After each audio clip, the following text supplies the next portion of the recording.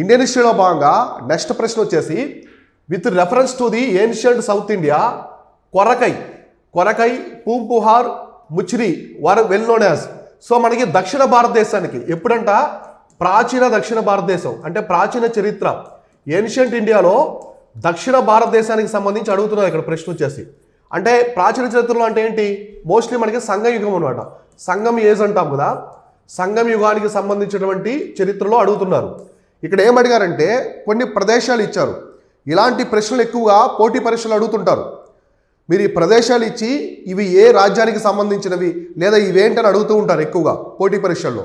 ఇలాంటివన్నీ మనం Telegram channel WhatsApp ఛానల్లో పెడుతూ ఉంటాం ప్రతిరోజు. ఇట్లాంటి కీ పాయింట్స్ ఇవన్నీ కూడా డిస్క్రిప్షన్లో లింక్స్ ఇచ్చాను, అక్కడి నుంచి మీరు జాయిన్ అవ్వండి మన టెలిగ్రామ్ ఛానల్ వాట్సాప్ ఛానల్లో. ఇక్కడ ఏంటని అడుగుతున్నారు, ఏవేంటివంట, ఒకటి కొరకై. సో ఒక ప్రాంతం ఏంటి కొరకై. సో కొరకై ఒకటి, పూంపుహార్. సో పూంపుహారు, ఇంకోటి వచ్చేసి ముచిరి. ఇవి ఏంటని చెప్పేసి అడుగుతున్నారు అనమాట. ఈ మూడు ఏంటని చెప్పేసి అడుగుతున్నారు. క్యాపిటల్ సిటీస్, రాజధానుల, పోర్ట్స్, రేవు పట్టణాల, centres of iron and steel making, అప్పట్లో లోహ పరిశ్రమ చేసే కేంద్రాల, స్ప్రింగ్స్ ఆఫ్ జైన తీర్థంకరాసు, జైన తీర్థంకరుల యొక్క పుణ్యక్షేత్రాలు అని చెప్పేసి అడుగుతున్నారు.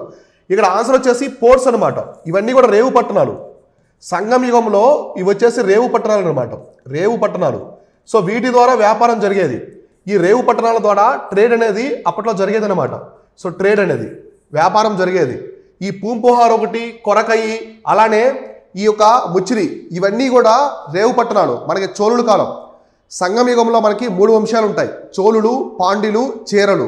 వీళ్ళ కాలంలో అభివృద్ధి చెందినటువంటి రేవు పట్టణాలే ఈ యొక్క కొరకై, ముచిరి, పూంపుహార్ అనమాట. ఎగ్జామినేషన్ పరంగా ఇది యూపీఎస్సీలు అడుగున్నారు.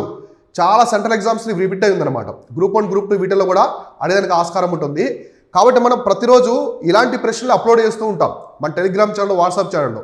కాబట్టి అందరూ కూడా జాయిన్ అవ్వండి, మీకు బాగా హెల్ప్ అవుతాయి.